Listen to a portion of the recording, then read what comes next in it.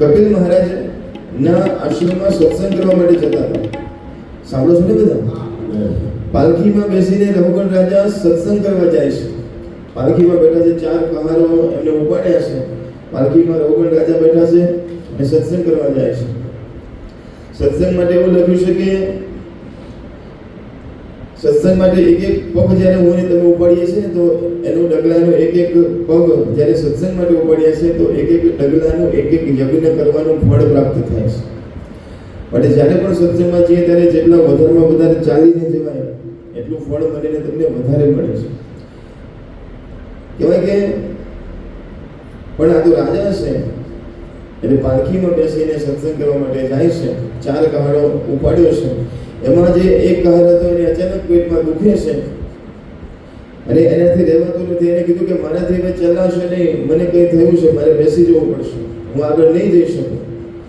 તો પાલખી ત્યાં આગળ નીચે મૂકે છે. એને કીધું કે એક કામ કરો, આ વ્યક્તિ હવે આગળ નહીં આવી શકે, પણ તમે જંગલમાં શોધો, કોઈ બીજું મળી જાય તો એને લઈ આવો એને, કારણ કે 4 જણા વગર પાલખી આગળ નહીં જાય.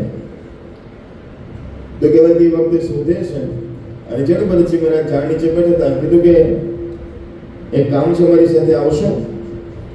એક શું કામ છે? કે રાજા બોલાવે છે એની પાલખી ઉપાડવાની છે. કે કઈ વાંધો નહીં, કોઈની સેવા થતી હોય તો મને કઈ વાંધો નહીં, મારું શરીર કોઈની સેવામાં કામ આવતું હોય તો મને કઈ વાંધો નથી. જડભરતજી મહારાજ આવે છે, પાલખીને પોતાના ખભા ઉપર લીધી છે. સંતો કહે છે કે સંત કોઈની જવાબદારી લેતા નથી ને સાચા સંતો કોઈને શિષ્ય પણ બનાવતા નથી. કારણ કે શિષ્ય બનવું સહેલું છે પણ શિષ્ય બનાવવા બહુ અઘરા છે. કારણ કે એકવાર શિષ્ય મંત્ર લઈને ફરી જાય તો એની જવાબદારી ગુરુની થાય છે. માટે ગુરુ કોઈને એમ કહેવાય કે જવાબદારી પોતાના માથે કોઈને ચડાવતા નથી. એટલા માટે એકાંતમાં પોતે ભજન કરતા હોય છે. અને કોઈક એવો શિષ્ય જેને ખાસ જરૂર હોય તો ક્યારેક એનો ગુરુ બનીને એને ઉપદેશ આપે. જાહેરમાં ગુરુ એમ કહેવાય કે જાહેરાત ન કરે કે કોઈને ચેલા બનવું હોય તો આવજો, કોઈની દીક્ષા લેવી હોય તો આવજો. એ કામ એમ કહેવાય કે સાચા ગુરુ નથી. ગુરુ તો શિષ્યની ઝંઝાળથી દૂર રહેશે. કારણ કે એ ભજન કરે ન કરે એનું ધ્યાન આપણે રાખીને આપણું મગજ શું કામ ગુરુ મહારાજ કે મારે પોતાનું એ કરવું, હું તો મારું ભજન કરું અને લાભ લેવો હોય ને કોઈ આવીને લે તો મને કંઈ વાંધો પણ નથી. કહેવાય કે એની પાલખી ઉપાડે છે. હવે તમને જે ખાસ વાત હું તમને કહું કે આજે પાલખીની અંદર બેઠા છે એ રઘુગણ રાજા છે. અને એમ કહેવાય કે પાલખી આગળ ચાલી, જે 3 માણસો ચાલતા હતા એ તો બરોબર ચાલતા હતા, પણ સંતની ચાલ મારીને તમારા કરતા અલગ હોય છે. મારા ને તમારામાં, આપણામાં ને સંતોમાં ફેર શું હોય? સંતો આપણી સાથે જ રહેતા હોય, આપણા જેવું જ બોલતા હોય, આપણા જેવું જ ખાતા પીતા હોય, પણ મારા ને તમારા કરતા જીવનનો અંદરનો ઢંગ અલગ હોય. એ ચરણ મૂકતા પહેલા વિચાર કરે, આંખથી કોકને જોતા પહેલા વિચાર કરે. કહેવાય કે પગ મૂકતા પહેલા વિચાર કરે છે કે મારા ચરણમાં કોઈ જીવનું હાનિ ના થવી જોઈએ. બીજા બધા જેમ તેમ ચાલે છે, પણ આ સંત છે નીચે જોઈને ચાલે છે. કોઈ કીડી મકોડ આવે તો કૂદીને ચાલે છે. તો એ કૂદે છે એટલે પેલી પાલખી ઉછળે છે. પાલખી ઉછળે છે અંદર બેઠેલો રાજા થોડો ઊંચો નીચો થાય છે. તો 1-2 વાર એનું માથું ઉપર ભટકાયું. એને કીધું કે કોણ છે, જરા સરખી રીતે ચાલો, કેમ આટલું બધું ઊંચું નીચું થાય છે? તમે પાડશો કે શું મને? એ કીધું કે મહારાજ માફ કરજો, અમે નથી કરતા, જે નવો આવ્યો છે ને આ એ વધારે હલાવે છે. એટલે પેલા મનમાં કીધું બીજા કે નવો પહેલી વાર કદાચ પાલખી લીધી હોય એટલે એને આવડતું નહીં હોય, થોડા આગળ જાય છે. કીધું કે હવે સરખો ચાલ. એમ કહેવાય કે કંઈક જીવજંતુ આવે, કોઈ એવો જીવ આવે એટલે કૂદીને ચાલે છે, કૂદીને ચાલે છે. અને રાજાનું માથું 2-3 વાર વધારે ભટકાય છે કે પાલખી નીચે મૂકો. અને બહાર નીકળે. એમ કહેવાય કે જડભરતજી મહારાજને જોવે છે, અલમસ્ત શરીર છે જડભરતજી મહારાજનું. ઓહો, કે શરીરમાં તો સાવ દુબળો પાતળો લાગે છે. જરાય શક્તિ લાગતી નથી, ઉપાડવાનું જરાય જોર લાગતું નથી. આ જીવતો છે કે મરેલો છે એ પણ ખબર પડતી નથી. મારી વાત સાંભળે છે કે નથી સાંભળતો એ પણ ખબર પડતી નથી. અત્યારે હું આટલી રાડો પાડું છું, ખબર પડે છે કે નહીં? સરખી રીતે કેમ નથી ચાલતો? શક્તિ નથી. આટલું તારું અલમસ્ત શરીર છે, મને હેરાન કરીશ તો સજા શું મળશે તને ખબર છે? મૃત્યુ દંડ મળશે. હું કોઈને છોડતો નથી, તને પણ મારી નાખીશ. ઘણા બધા શબ્દ બોલે છે. જડભરતજી મહારાજ મૌન થઈને બધું સાંભળે છે.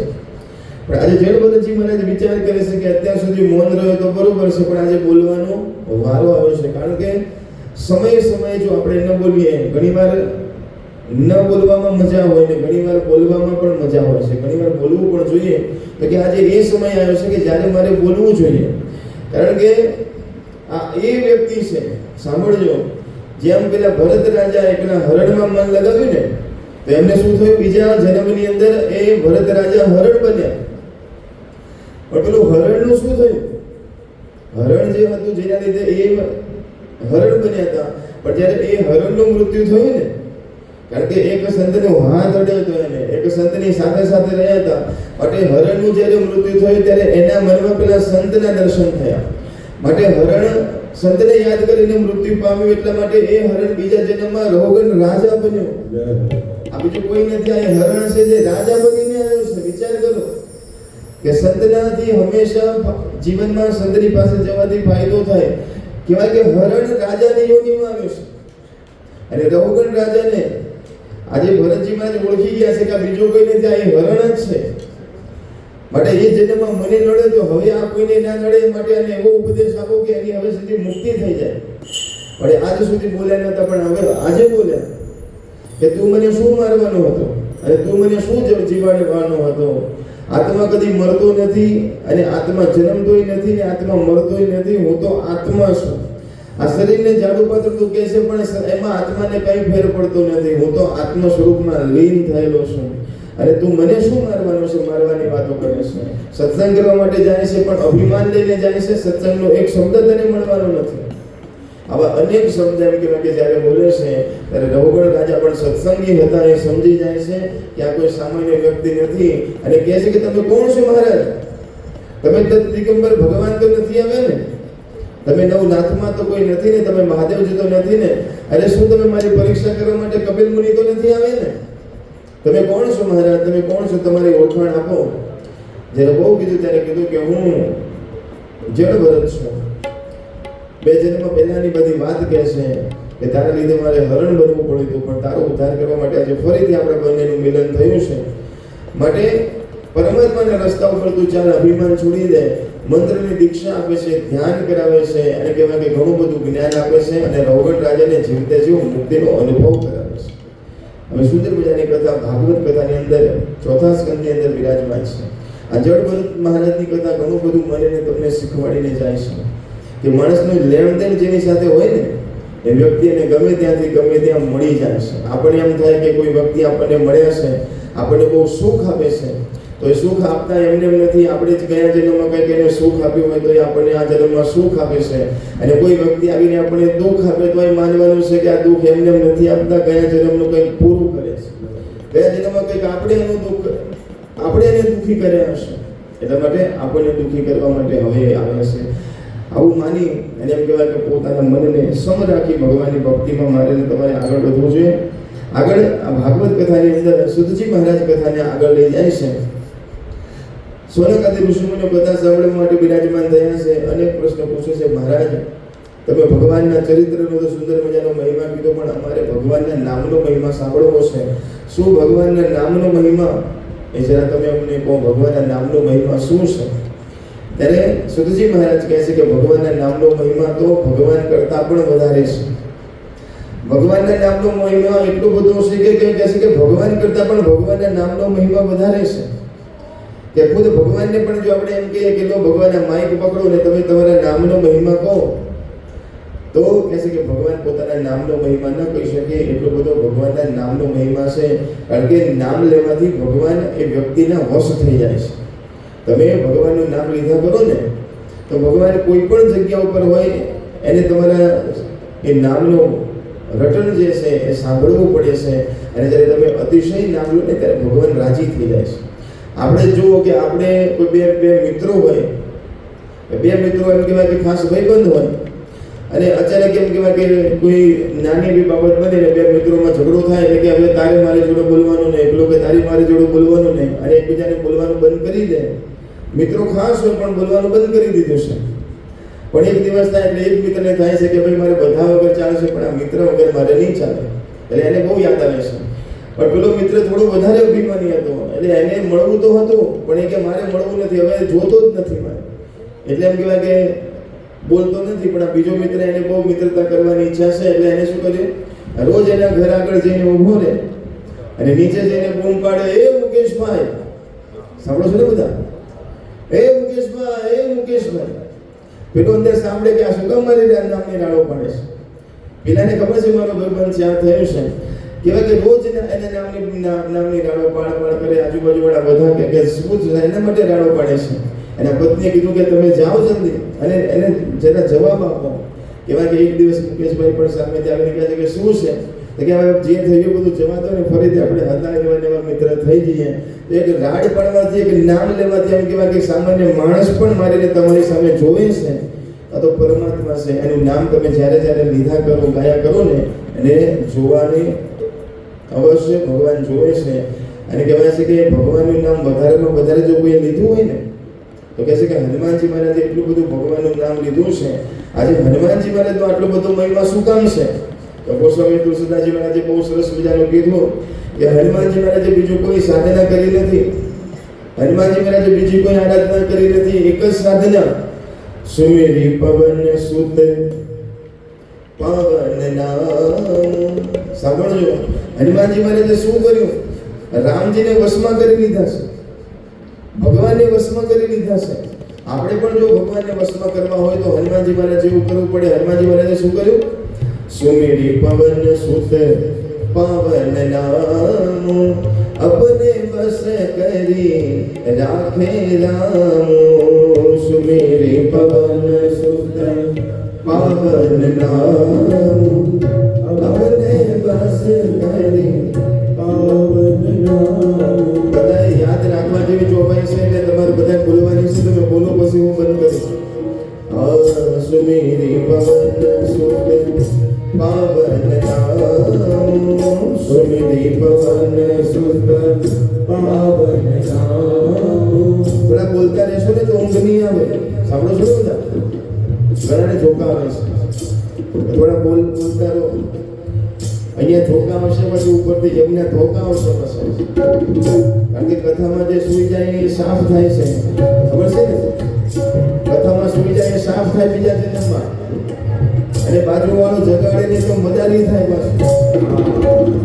સુમેરી પવન સુત પાવન નામ, સુમેરી પવન સુત પાવન નામ, अपने बस करी राखे राम, अपने बस करे राखे राम, अपने बस करे राखे राम, अपने बस करे राखे राम.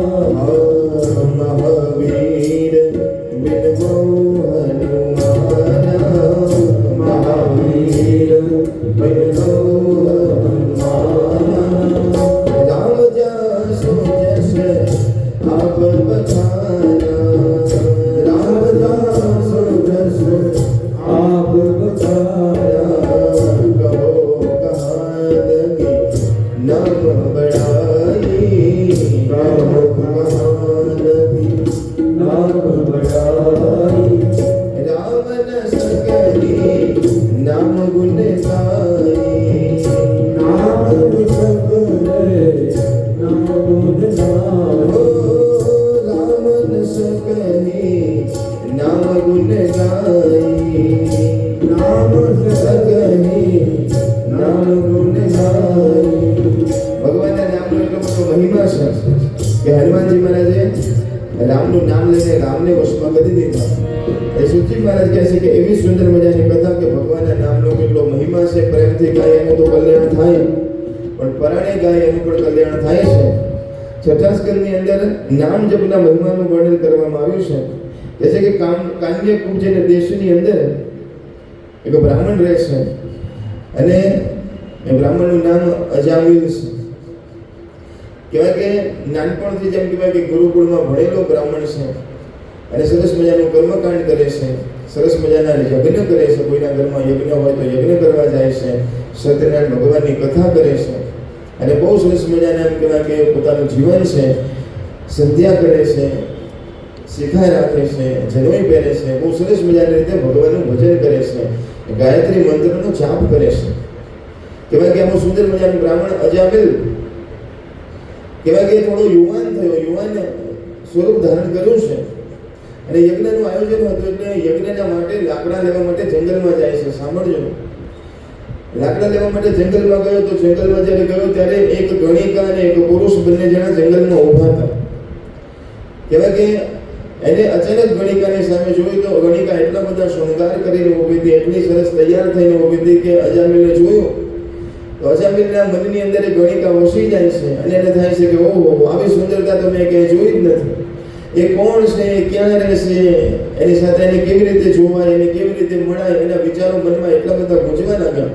યજ્ઞ તો માંડ પૂરું કર્યો છે, બીજા દિવસથી બધું મૂકી દીધું. એ ક્યાં રહે છે, એનું ઘર ક્યાં છે શોધવા લાગ્યો છે. ત્યાં પહોંચી જાય છે. કહેવાય કે એના મુખને જોવા માટે ઘણા દિવસો સમય વિતાવે છે. પછી એવા વિચાર આવે છે કે આ શું કરું તો મારી થાય. કહેવાય કે અંતે પોતાનું કુળ, પોતાના પરિવાર બધું એક બાજુ છોડી અજામિલ એ ગણિકાને પોતાના ઘરમાં લાવે છે. જે કામ એને કરવાનું હતું એ કામ બધું ભૂલી જાય છે અને ગણિકાના એટલા બધા ઊંચા ઊંચા શોખ હતા અને પૂરા કરવા માટે એમ કહેવાય કે અજામિલ હવે પૂજા પાઠ બધું છોડી દીધું છે, હવે ચોરી કરે છે અને એમ કહેવાય કે ડાકુ જેવું સ્વરૂપ ધારણ કર્યું છે. ગામ લોકો એનો તિરસ્કાર કર્યો છે, ગામની બહાર કાઢી મૂક્યો છે. તો એ ગણિકાને લઈ ગામની બહાર એક અલગ ઘર બનાવ્યું છે અને પોતે એમ કહેવાય કે ત્યાં આગળ રહે છે. જંગલની અંદર જે માણસો નીકળે બધાને લૂંટવાનું કામ કરે છે, બધાને મારવાનું કામ કરે છે. અજામિલનું નામ પડે તો એમ કહેવાય કે માણસો નીકળતા નથી એ બાજુથી કે ભાઈ એ બાજુ ના જતા, અજામિલ તમને લૂંટી લેશે. ક્યાં ભગવાનનો ભક્ત હતો ને ક્યાં જીવન એમ કહેવાય કે બદલાઈ ગયું અને ખબર પણ ન પડી. ગણિકાની પાછળ એનું આખું જીવન બદલાઈ જાય છે. કહેવાય કે આમ કરીને દિવસો વીતતા હતા, ઘણો સમય વીત્યો અને એમ કહેવાય કે ભગવાનને ચિંતા થઈ. તમે બાળપણમાં ભક્તિ કરી હોય, યુવાનીમાં ભક્તિ કરી હોય ને, એ ઘડપણમાં યાદ આવે છે, ઘડપણમાં એ સરસ મજાનું મને તમને ફળ આપે છે. પણ જેને બાળપણમાં ભક્તિ ન કરી હોય, યુવાનીમાં ભક્તિ ન કરી હોય, એ ઘડપણમાં ભક્તિ કરવા જાય એનાથી ભક્તિ થાય નહીં. સાંભળી લેશો, એનાથી કથામાં બેસાય નહીં. ઘણા તમે જોજો કે વૃદ્ધ થઈ ગયો અને આપણે કહીએ કે હવે તમારી જોડે તમારે કશું કામ જ નથી, તમે ફ્રી છો તો કથામાં બેસો ને. પણ નથી બાળપણમાં બેઠા કે નથી યુવાનીમાં બેઠા, એ ઘડપણમાં કથામાં ન બેસી શકે. એ તો તમે બાળપણમાં ભક્તિ કરી હોય, યુવાનીમાં કરી હોય તો ઘડપણમાં થાય. કારણ કે બાળપણમાં ભક્તિ કરો ને તો અમૃત જેવું ફળ મળે છે. સાંભળો છો ને? બાળપણમાં ભક્તિ કરો તો અમૃત જેવું ફળ મળે, યુવાનીમાં ભક્તિ કરો તો દૂધ જેવું ફળ મળે. અને નથી બાળપણમાં કરી, નથી યુવાનીમાં કરી ને પછી ઘડપણમાં માણા પકડે, એનું પાણી જેવું ફળ મળે છે. કારણ કે એમાં મન તમારું લાગે જ નહીં. એ મૃત્યુના ભયથી તમે ભક્તિ કરો એનું એટલું ફળ ન મળે, પણ તમે ભાવથી કરો, ભરોસાથી કરો એનું ફળ વધારે મને ને તમને મળે છે. માટે અજામિલની બાળપણની ભક્તિ હતી એટલે ભગવાને કીધું કે હજી આને એક મોકો આપો. કહેવાય કે 4 સંતોને મોકલે છે કે જાઓ એની બુદ્ધિ સુધારો. આપણને એમ થાય, જો આ કેટલો પ્રસંગ મને તમને બતાવે છે કે આપણા જીવનમાં કોઈ સંત આવે કે સદગુરુ આવે ને તો આપણને એમ થાય કે આ ક્યાંથી આવ્યા, આ કેવી રીતે આવ્યા છે. પણ કોઈ આવતું નથી, કોઈક મોકલતું હોય ત્યારે કોઈક આવે છે. યાદ રાખજો, આ 4 સંતો આવે છે. ગામમાં જઈને પૂછે છે, બપોરનો સમય થયો છે કે ભાઈ અમારે ભોજન કરવું છે, તમારા ગામમાં કોઈ સારું ઘર હોય તો બતાવો, અમારે ભોજન કરવું છે. એ બધા 4 ગામના ચોરે બધા માણસો બેઠા હતા, વડીલો બેઠા હતા. એને કીધું કે આમને બરોબર હેરાન કરીએ, એ તો સારાના ઘરે મોકલવો જોઈએ ને. પણ કીધું કે આ મહારાજોને હેરાન કરીએ, ચલો. એટલે કીધું કે એક કામ કરો, મહારાજ અંદર ગામમાં ના જશો, આ ગામની બહાર જો પેલું ઘર દેખાય છે ને, એ અમારા ગામનો સૌથી સારામાં સારો વ્યક્તિ છે, બધાથી મોટામાં મોટો ભક્ત છે. તમે જશો ને તો તમને ભોજન પણ આપશે, દક્ષિણા આપશે અને ઘણા બધા વસ્ત્રનું દાન પણ કરશે. ત્યાં જાઓ તમે. ખબર હતી કે ત્યાં જશે તો પેલો અજામિલ મારવાનો છે, પણ સંતોને ત્યાં મોકલે છે અને સંતોને પણ ત્યાં જ જવું હતું. માટે અજામિલના ઘર આગળ જાય છે અને 4 સંતો રાડ પાડે છે કે ભિક્ષાન દેહી મૈયા, ભિક્ષાન દેહી મૈયા.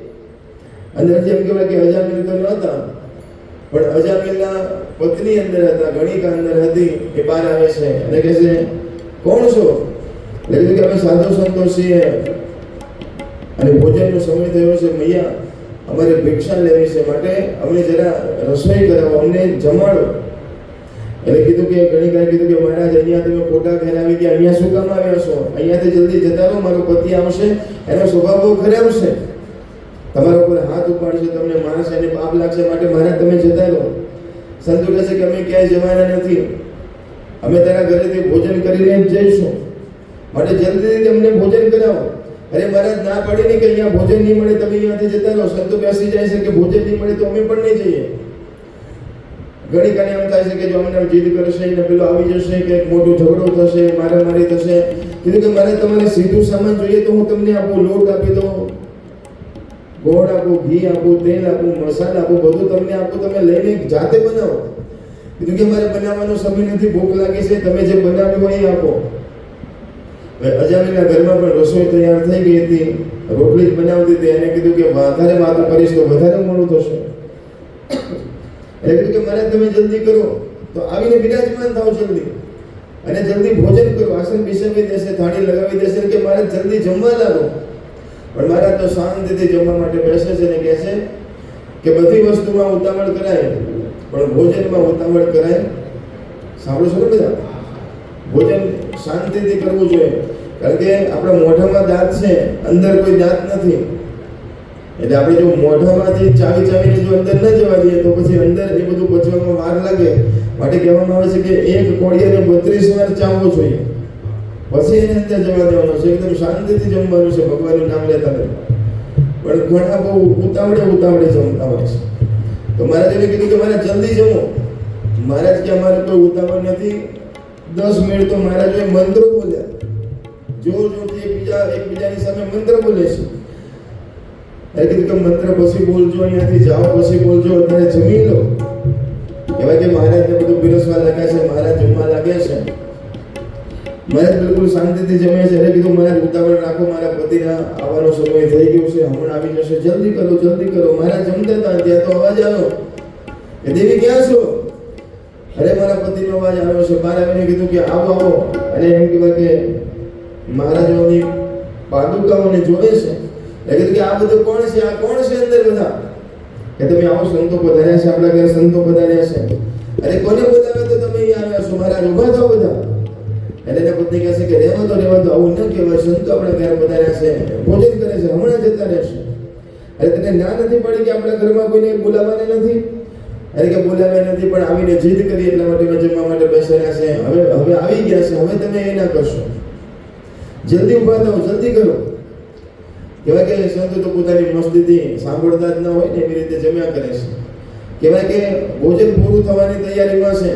સંતો કહે છે કે ક્યાં ગયા તમારા પતિદેવ? આ બાજુ બોલાવો. અરે મહારાજ તમે રહેવા દો ને, અંદર ગયા બરોબર છે, તમે જલ્દી જમીને જાઓ ને. જમી લેશે, પાણી પી લેશે ને કીધું કે હવે બોલાવો તમારા પતિદેવને. અરે પણ શું કામ છે, તમે જાઓ હવે. આવે છે જામે, શું છે? મને બોલાવો છો? એટલે કે હા. એટલે શું છે? એટલે કે ભોજન તો કરાવી દીધું પણ દક્ષિણા તો લાવો. અજામિલ કહે છે કે તમારી જોડીમાં જે બધું લઈને આવ્યા છો ને, લઈ નથી લેતો એ જ મારી દક્ષિણા છે. હું બધાને લૂંટવાનું કામ કરું છું અને તમને લૂંટ્યા વગર જવા દેવો છો, એ જ બહુ મોટી મહેરબાની છે. તો કીધું કે કઈ વાંધો નહીં, લે જોડી લઈ લે, અંદર ખંજીરા ને મંજીરા છે, ભજનની ચોપડીઓ છે, એટલે વાંચે. કીધું કે મારે જોતું નથી, તમે જાઓ અહીંયાથી. કીધું કે અમે ક્યાંય જવાના નથી, દક્ષિણા આપે તો અહીંયાથી જઈશું. અને કીધું કે આ સુધી મેં કોઈને કંઈ આપ્યું નથી, તમને પણ નહીં આપું. કીધું કે નહીં, તમારે આપવું તો પડશે. ત્યારે એક શબ્દ બોલ્યા કે ભાઈ તમે શું કામ એને ક્રોધ અપાવો છો? અરે અમારે દક્ષિણામાં પૈસા નથી જોતા. તો શું જોઈએ છે? એ કહે છે કે દક્ષિણામાં પૈસા નથી જોતા, પણ તમારા પત્નીને જોયા પછી એવું લાગે છે કે તમારા ઘેર સારા દિવસો ચાલે છે. અમારે બીજું કંઈ નથી જોતું, અમારે એટલું જ જોઈએ છે. અમને દર્શન કરતા એવું લાગે છે કે તમારે ત્યાં દીકરાનો જન્મ થવાનો છે.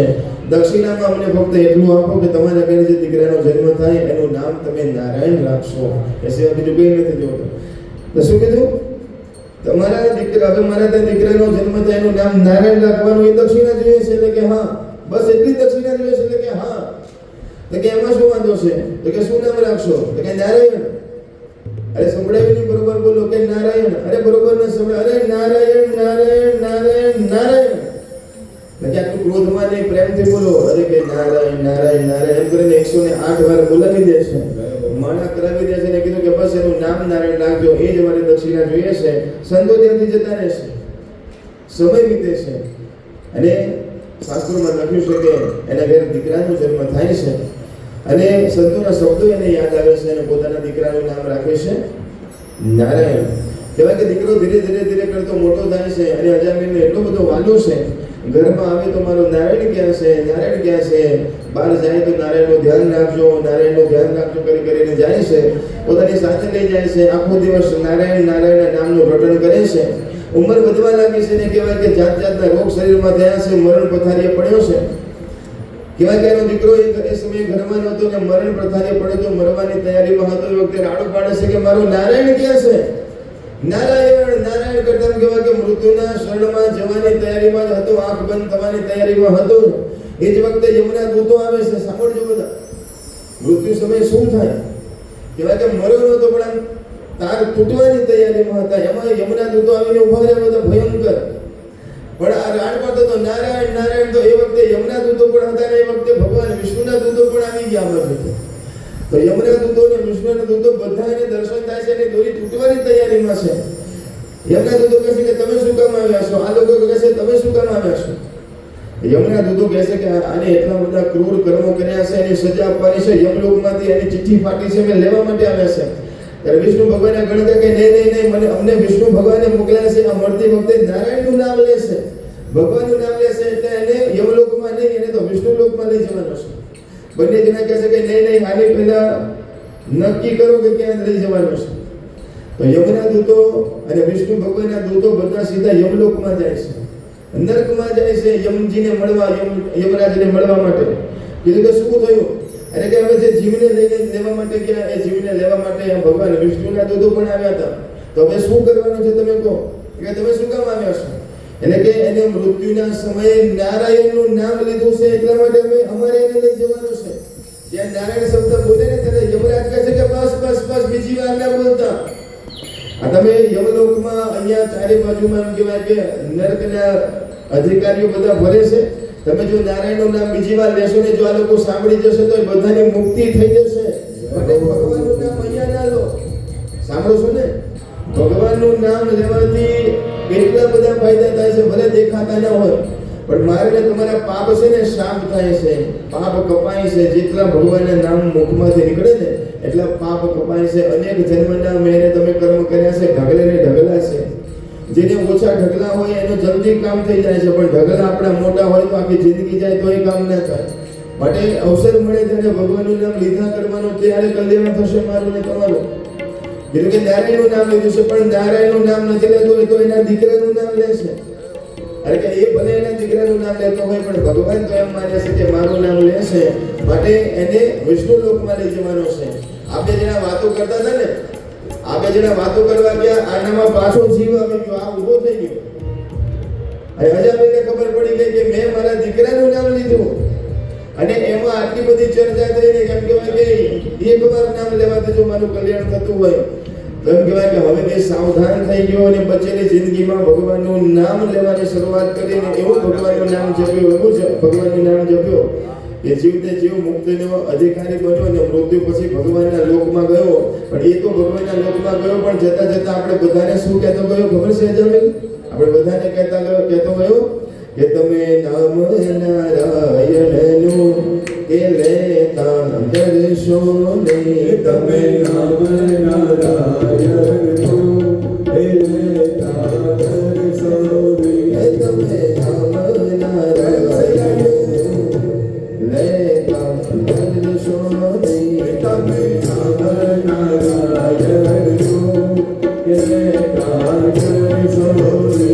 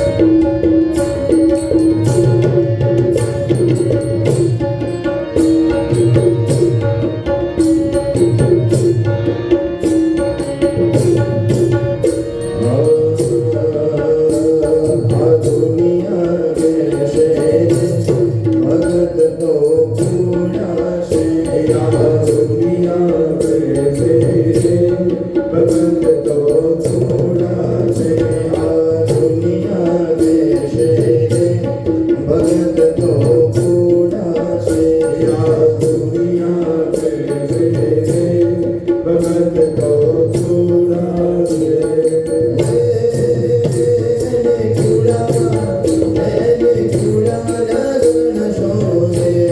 પ્રભુને મને ઘોડા છે પ્રભુને મને ઘોડા છે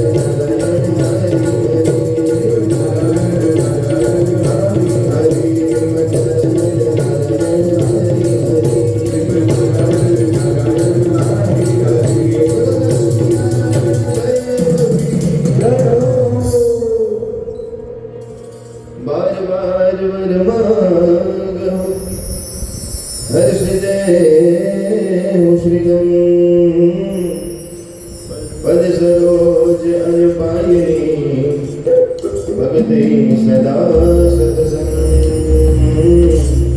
ભક્તિ સદા સત્સંગ